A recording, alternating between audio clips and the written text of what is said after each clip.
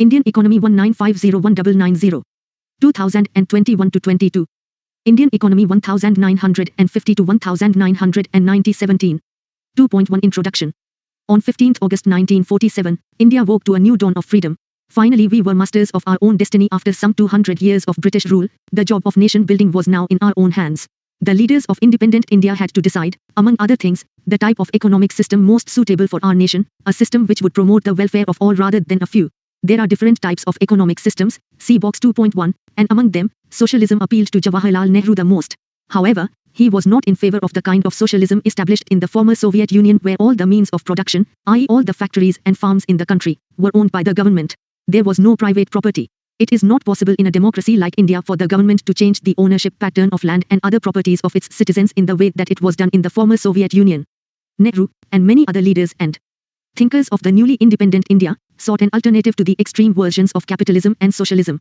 Basically sympathizing with the socialist outlook, they found the answer in an economic system which, in their view, combined the best features of socialism without its drawbacks.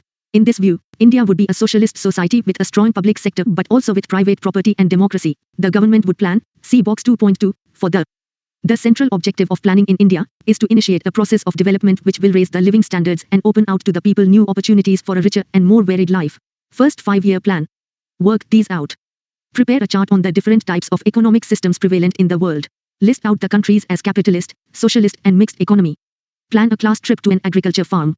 Divide the class into 7 groups with each group to plan a specific goal, for example, the purpose of the visit, money expenditure involved, time taken, resources, people accompanying the group and who need to be contacted, possible places of visit, possible questions to be asked etc. Now, with the help of your teacher, compile these specific goals and compare with long-term goals of successful visit to an agricultural farm. 2021 to 22. 18 Indian economic development. Box 2.1, Types of economic systems. Every society has to answer 3 questions. What goods and services should be produced in the country? How should the goods and services be produced? Should producers use more human labor or more capital, machines, for producing things? How should the goods and services be distributed among people? One answer to these questions is to depend on the market forces of supply and demand. In a market economy, also called capitalism, only those consumer goods will be produced that are in demand, i.e., goods that can be sold profitably either in the domestic or in the foreign markets. If cars are in demand, cars will be produced, and if bicycles are in demand, bicycles will be produced. If labor is cheaper than capital, more labor-intensive methods of production will be used and vice versa. In a capitalist society, the goods produced are distributed among people not on the basis of what people need but on the basis of purchasing power, the ability to buy goods and services. That is, one has to have the money in the pocket to buy it. Low-cost housing for the poor is much needed but will not count as demand in the market sense because the poor do not have the purchasing power to back the demand. As a result, this commodity will not be produced and supplied as per market forces.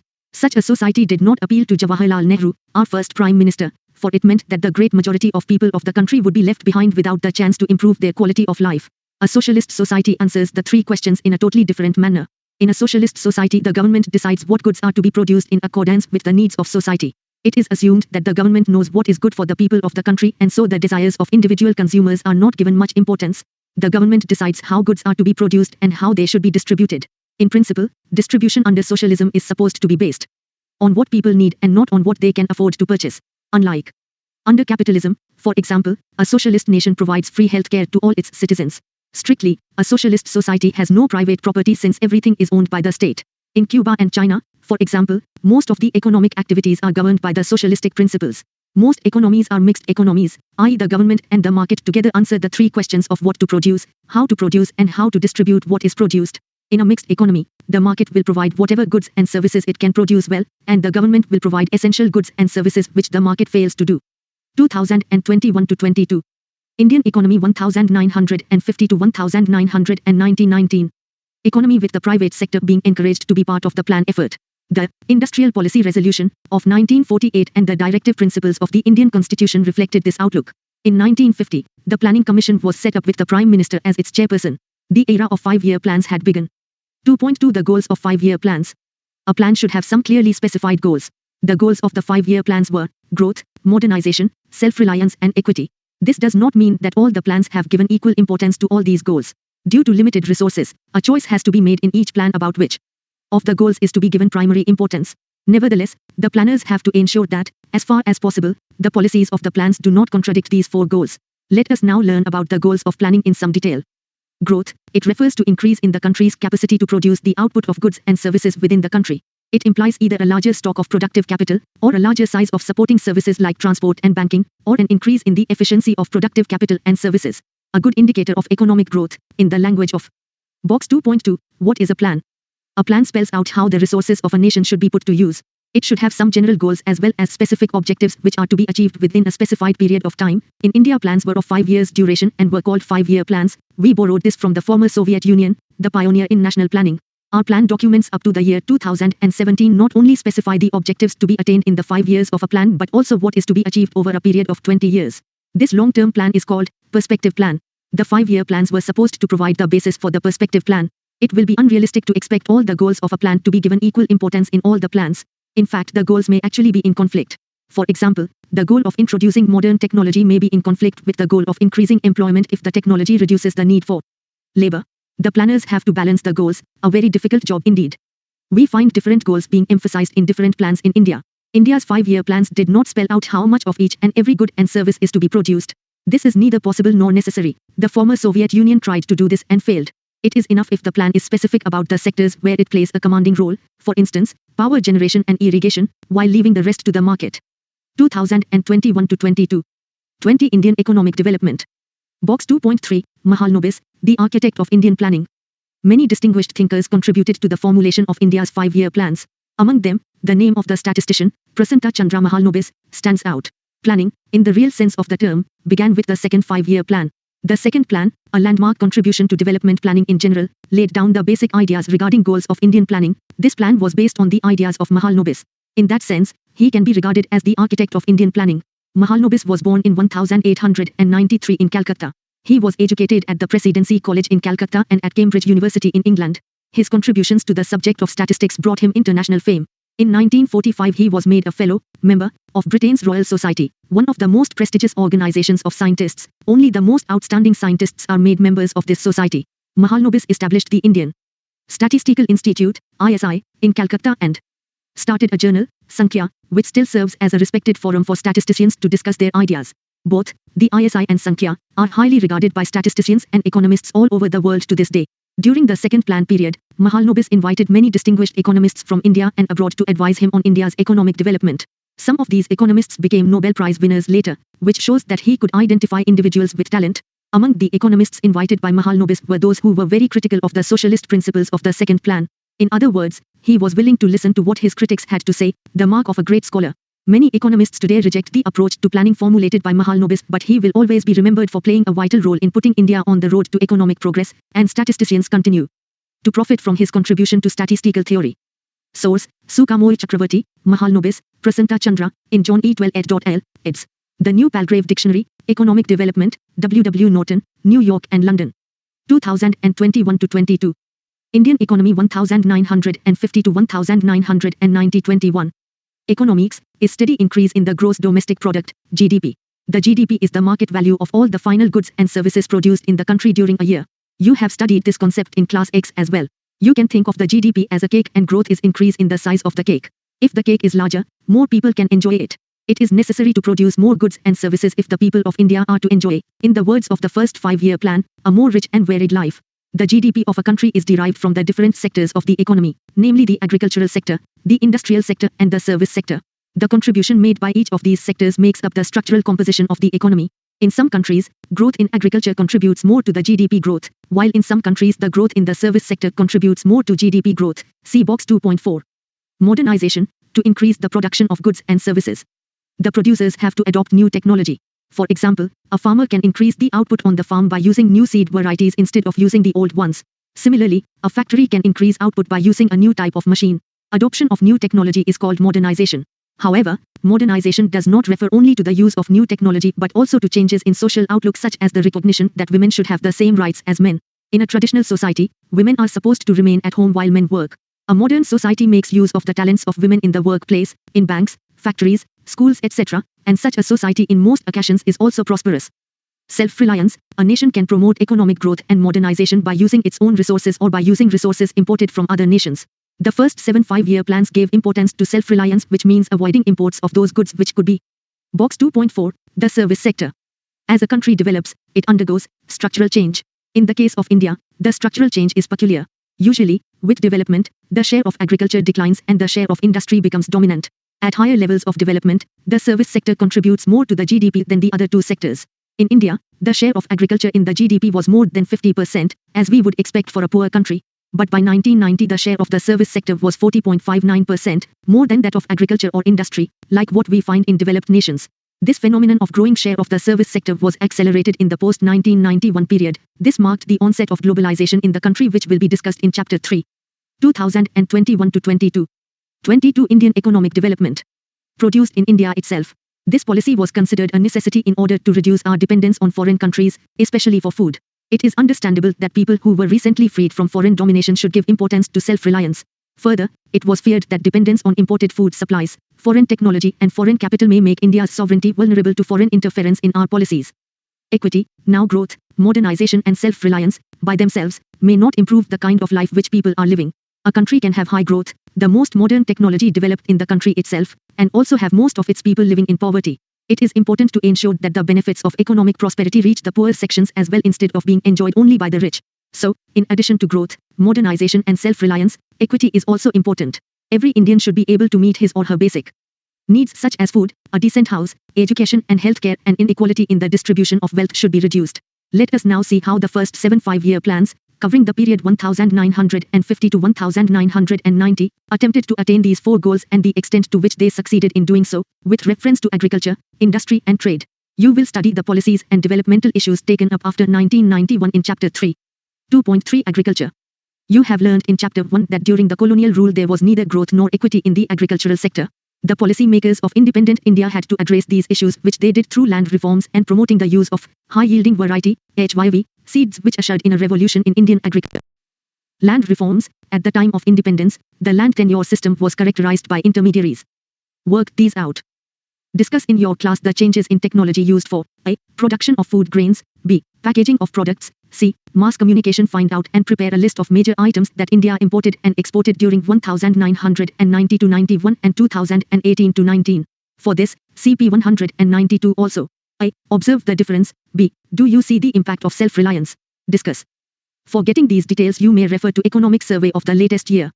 2021 to 22. Indian Economy 1950 to 1990 23. Variously called zamindars, jagirdars etc., who merely collected rent from the actual tillers of the soil without contributing towards improvements on the farm. The low productivity of India to import food from the United States of America, USA. Equity in agriculture called for land reforms which primarily refer to change in the ownership of land holdings. Just a year after independence, steps were taken to abolish intermediaries and to make the tillers the owners of land.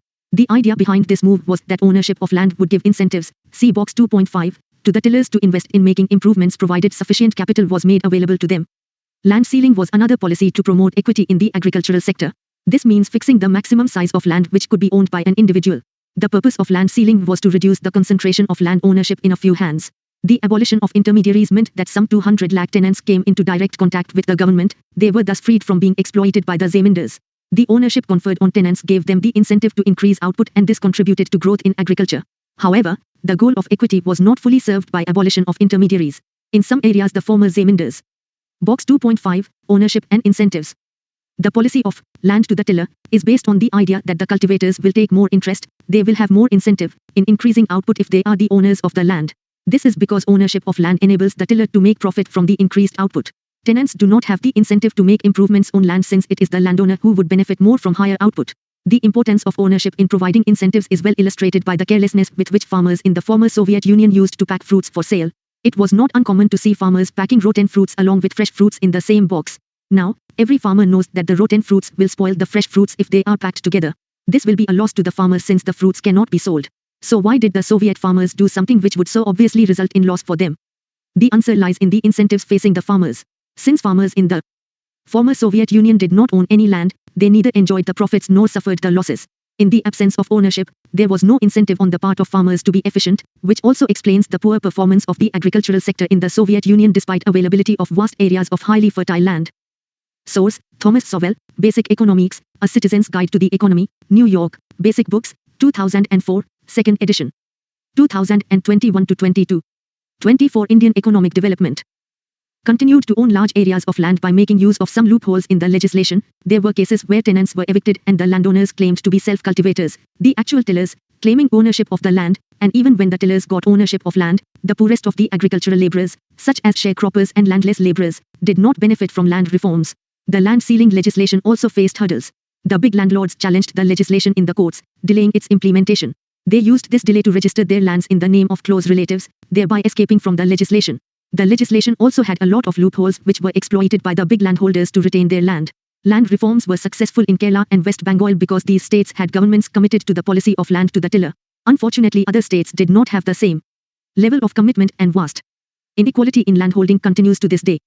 The Green Revolution. At independence, about 75% of the country's population was dependent on agriculture. Productivity in the agricultural sector was very low because of the use of old technology and the absence of required infrastructure for the vast majority of farmers. India's agriculture vitally depends on the monsoon, and if the monsoon fell short, the farmers were in trouble unless they had access to irrigation facilities, which very few had. The stagnation in agriculture during the colonial rule was permanently broken by the Green Revolution. This refers to the large increase in production of food grains resulting from the use of high-yielding variety, HYV, seeds especially for wheat and rice. The use of these seeds required the use of fertilizer and pesticide in the correct quantities as well as regular supply of water. The application of these inputs in correct proportions is vital. The farmers who could benefit from HYV seeds required reliable irrigation facilities as well as the financial resources to purchase fertilizer and pesticide. As a result, in the first phase of the Green Revolution, approximately mid-1960s up to mid-1970s, the use of HYV seeds was restricted to the more affluent states such as Punjab, Andhra Pradesh and Tamil Nadu. Further, the use of HYV seeds primarily benefited the wheat-growing regions only. In the second phase of the Green Revolution, mid-1970s to mid-1980s, the HYV technology spread to a larger number of states and benefited more variety of crops. The spread of Green Revolution technology enabled India to achieve self-sufficiency in food grains. India no longer had to be at the mercy of America or any other nation for meeting its food requirements. Growth in agricultural output is important, but it is not enough. If a large proportion of this increase is 2021 to 22. Indian economy 1950 to 1990 25. Consumed by the farmers themselves instead of being sold in the market, the higher output will not make much of a difference to the economy as a whole. If, on the other hand, a substantial amount of agricultural produce is sold in the market by the farmers, the higher output can make a difference to the economy. The portion of agricultural produce which is sold in the market by the farmers is called marketed surplus. A good proportion of the rice and wheat produced during the Green Revolution period, available as marketed surplus, was sold by the farmers in the market. As a result, the price of food grains declined relative to other items of consumption. The low-income groups, who spend a large percentage of their income on food, benefited from this decline in relative prices. The Green Revolution enabled the government to procure sufficient amount of food grains to build a stock which could be used in times of food shortage. While the nation had immensely benefited from the Green Revolution, the technology involved was not free from risks. One such risk was the possibility that it would increase the disparities between small and big farmers, since only the big farmers could afford the required inputs, thereby reaping most of the benefits of the Green Revolution. Moreover, the HYV crops were also more prone to attack by pests, and the small farmers who adopted this technology could lose everything in a pest attack.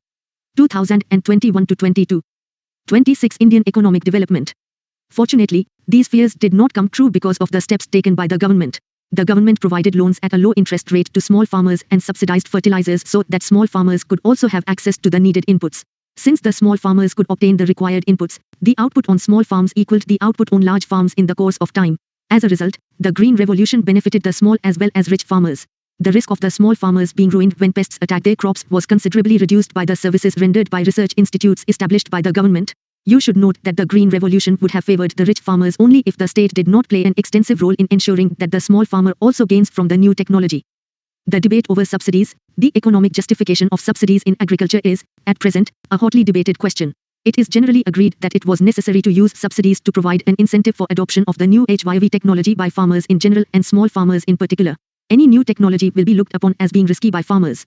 Subsidies were, therefore, needed to encourage farmers to test the new technology. Some economists believe that once the technology is found profitable and is widely adopted, subsidies should be phased out since their purpose has been served. Further, subsidies are meant to benefit the farmers, but a substantial amount of fertilizer subsidy also benefits the fertilizer industry, and among farmers, the subsidy largely benefits the farmers in the more prosperous regions.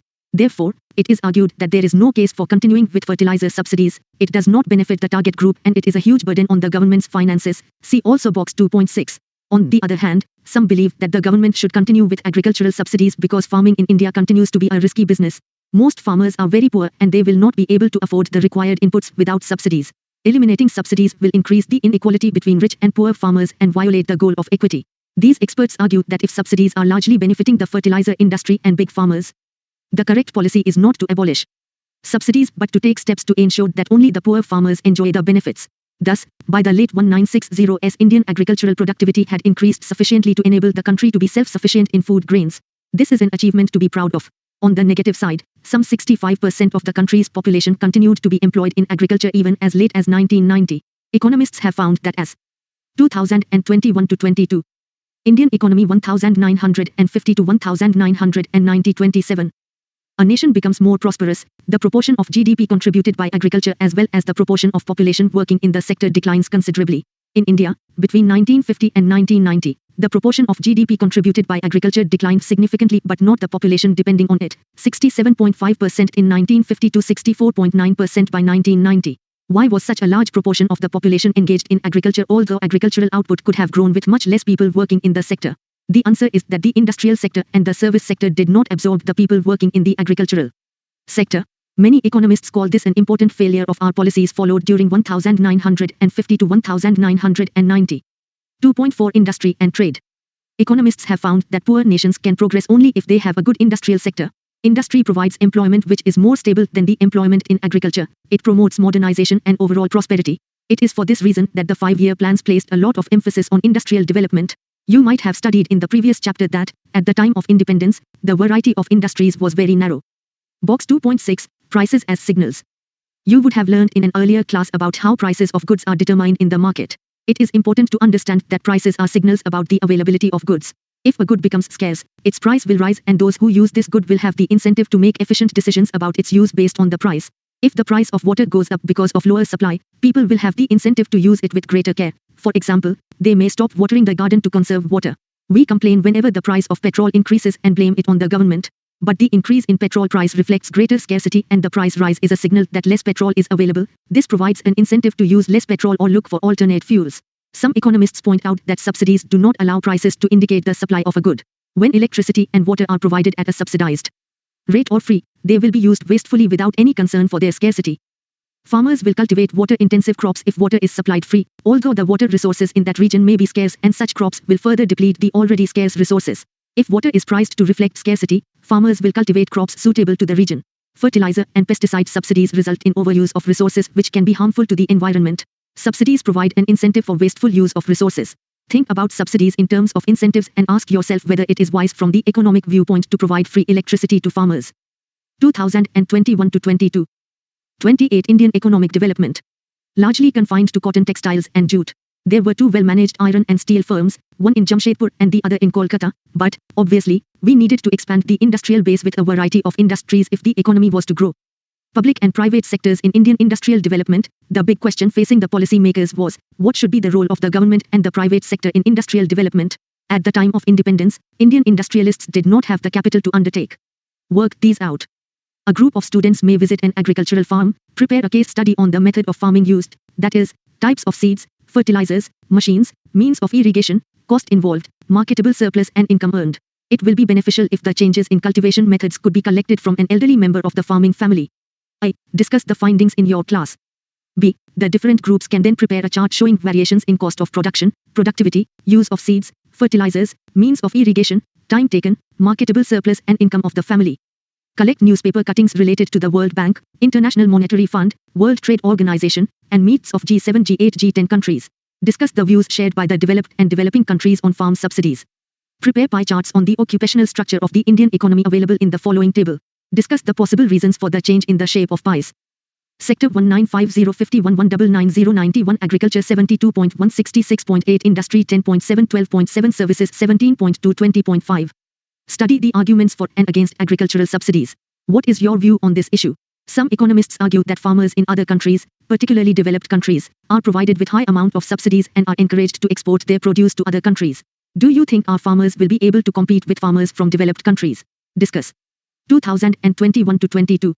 Indian economy 1950 to 1990 29. Investment in industrial ventures required for the development of Indian economy, nor was the market big enough to encourage industrialists to undertake major projects even if they had the capital to do so. It is principally for these reasons that the erstwhile governments had to play an extensive role in promoting the industrial sector. In addition, the decision to develop the Indian economy on socialist lines led to the policy of the government controlling the commanding heights of the economy, as the second five-year plan put it. This meant that the government would have complete control of those industries that were vital for the economy. The policies of the private sector would have to be complementary to those of the public sector, with the public sector leading the way. Industrial Policy Resolution 1956, IPR 1956. In accordance with the goal of the state controlling the commanding heights of the economy, the Industrial Policy Resolution of 1956 was adopted. This resolution formed the basis of the second five-year plan, the plan which tried to build the basis for a socialist pattern of society. This resolution classified industries into three categories. The first category comprised industries which would be exclusively owned by the government. The second category consisted of industries in which the private sector could supplement the efforts of the public sector, with the government taking the sole responsibility for starting new units. The third category consisted of the remaining industries which were to be in the private sector. Although there was a category of industries left to the private sector, the sector was kept under state control through a system of licenses. No new industry was allowed unless a license was obtained from the government. This policy was used for promoting industry in backward regions. It was easier to obtain a license if the industrial unit was established in an economically backward area. In addition, such units were given certain concessions such as tax benefits and electricity at a lower tariff. The purpose of this policy was to promote regional equality. Even an existing industry had to obtain a license for expanding output or for diversifying production, producing a new variety of goods. This was meant to ensure that the quantity of goods produced was not more than what the economy required. License to expand production was given only if the government was convinced that the economy required a larger quantity of goods. Small-scale industry. In 1955, the Village and Small-Scale Industries Committee, also called the Kirway Committee, noted the possibility of using small-scale industries for promoting rural development. A small-scale industry is defined with reference to the maximum investment allowed on the assets of a unit. This limit has changed over a period of time. In 1950, a small-scale industrial unit was one which invested 2021 to 22. 30 Indian economic development. A maximum of rupees 5 lakh. At present, the maximum investment allowed is rupees 1 crore. It is believed that small-scale industries are more labor-intensive, i.e., they use more labor than the large-scale industries and, therefore, generate more employment. But these industries cannot compete with the big industrial firms. It is obvious that development of small-scale industry requires them to be shielded from the large firms. For this purpose, the production of a number of products was reserved for the small-scale industry, the criterion of reservation being the ability of these units to manufacture the goods. They were also given concessions such as lower excise duty and bank loans at lower interest rates. 2.5 Trade Policy, Import Substitution. The industrial policy that India adopted was closely related to the trade policy. In the first 7 plans, trade was characterized by what is commonly called an inward-looking trade strategy. Technically, this strategy is called import substitution. This policy aimed at replacing or substituting imports with domestic production. For example, instead of importing vehicles made in a foreign country, industries would be encouraged to produce them in India itself. In this policy, the government protected the domestic industries from foreign competition. Protection from imports took 2 forms, tariffs and quotas. Tariffs are a tax on imported goods. They make imported goods more expensive and discourage their use. Quotas specify the quantity of goods which can be imported. The effect of tariffs and quotas is that they restrict imports and, therefore, protect the domestic firms from foreign competition. The policy of protection was based on the notion that industries of developing countries were not in a position to compete against the goods produced by more developed economies. It was assumed that if the domestic industries were protected, they would learn to compete in the course of time. Our planners also feared the possibility of foreign exchange being spent on import of luxury goods if no restrictions were placed on imports. Nor was any serious thought given to promote exports until the mid-1980s. Effect of policies on industrial development. The achievements of India's industrial sector during the first 7 plans are impressive indeed. The proportion of GDP contributed by the industrial sector increased in the period from 13% in 1950 to 51 to 24.6% in 1990 to 91. The rise in the industry's share of GDP is an important indicator of development. The 6% annual growth rate of the industrial sector during the period is commendable. No longer was Indian industry restricted largely to cotton, textiles and jute. In fact, the industrial sector became well diversified by 1990, largely due to 2021 to 22. Indian economy 1950 to 1990 31. The public sector. The promotion of small-scale industries gave opportunities to those people who did not have the capital to start large firms to get into business. Protection from foreign competition enabled the development of indigenous industries in the areas of electronics and automobile sectors which otherwise could not have developed. In spite of the contribution made by the public sector to the growth of the Indian economy, some economists are critical of the performance of many public sector enterprises. It was proposed at the beginning of this chapter that initially public sector was required in a big way. It is now widely held that state enterprises continued to produce certain goods and services, often monopolizing them, although this was no longer required. An example is the provision of telecommunication service. This industry continued to be reserved for the public sector even after it was realized that private sector firms could also provide it. Due to the absence of competition, even till the late 1990s one had to wait for a long time to get a telephone connection. Another instance could be the establishment of Modern Bread, a bread manufacturing firm, as if the work these out. Construct a pie chart for the following table on sectoral contribution to GDP and discuss the difference in the contribution of the sectors in the light of effects of development during 1950 to 91. Sector 1950 to 51, 1990 to 91. Agriculture 59.034.9. Industry 13.024.6. Services 28.040.5. Conduct a debate in your classroom on the usefulness of public sector undertakings, PSUs, by dividing the class into two groups. One group may speak in favor of PSUs and the other group against the motion. Involve as many students as possible and encourage them to give examples. 2021 to 22. 32 Indian economic development. Private sector could not manufacture bread. In 2001 this firm was sold to the private sector. The point is that after 4 decades of planned development of Indian economy no distinction was made between I, what the public sector alone can do and 2, what the private sector can also do. For example, even now only the public sector supplies national defense. And even though the private sector can manage hotels well, yet, the government also runs hotels.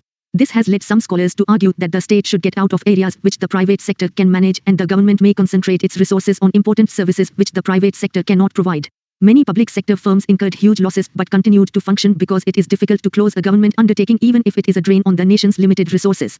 This does not mean that private firms are always profitable. Indeed, quite a few of the public sector firms were originally private. Firms which were on the verge of closure due to losses, they were then nationalized to protect the jobs of the workers. However, a loss-making private firm will not waste resources by being kept running despite the losses.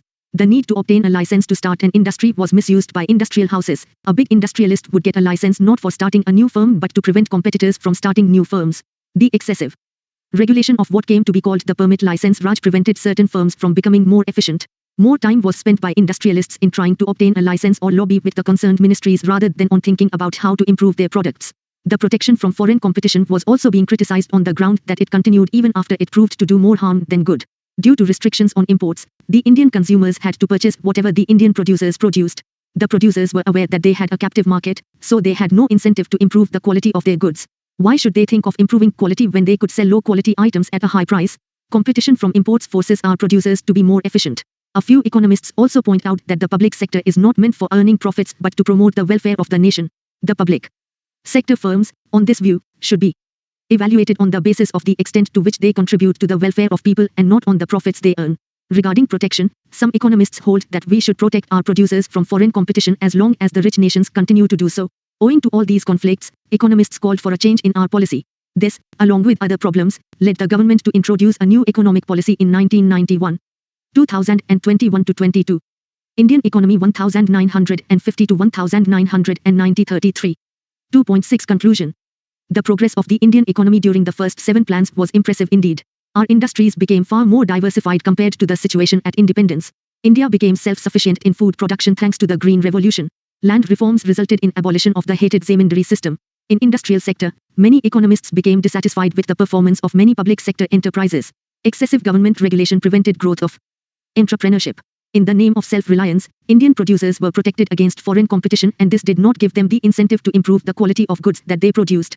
Indian policies were inward-oriented, that failed to develop a strong export sector.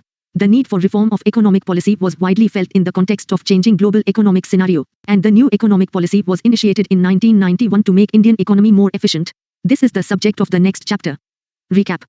After independence, India envisaged an economic system which combines the best features of socialism and capitalism. This culminated in the mixed economy model. All the economic planning has been formulated through 5-year plans. Common goals of 5-year plans are growth, modernization, self-sufficiency and equity.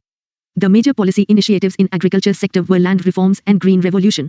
These initiatives helped India to become self-sufficient in food grains production. The proportion of people depending on agriculture did not decline as expected. Import substitution policy initiatives in the industrial sector raised its contribution to GDP. One of the major drawbacks in the industrial sector was the inefficient functioning of the public sector as it started incurring losses leading to drain on the nation's limited resources. 2021 to 22. 34 Indian economic development. 1. Define a plan. 2. Why did India opt for planning? 3. Why should plans have goals? 4. What are high-yielding variety, HYV, seeds? 5. What is marketable surplus? 6. Explain the need and type of land reforms implemented in the agriculture sector. 7. What is green revolution? Why was it implemented and how did it benefit the farmers? Explain in brief. 8. Explain growth with equity as a planning objective. 9. Does modernization as a planning objective create contradiction in the light of employment generation? Explain. 10. Why was it necessary for a country like India to follow self-reliance as a planning objective? 11. What is sectoral composition of an economy? Is it necessary that the service sector should contribute maximum to GDP of an economy? Comment. 12. Why was public sector given a leading role in industrial development during the planning period? 13. Explain the statement that Green Revolution enabled the government to procure sufficient food grains to build its stocks that could be used during times of shortage. 14. While subsidies encourage farmers to use new technology, they are a huge burden on government finances. Discuss the usefulness of subsidies in the light of this fact. 15. Why, despite the implementation of Green Revolution, 65% of India's population continued to be engaged in the agriculture sector till 1990. 16. Though public sector is very essential for industries, many public sector undertakings incur huge losses and are a drain on the economy's resources. Discuss the usefulness of public sector undertakings in the light of this fact. Exercises 2021 to 22. Indian economy 1900 and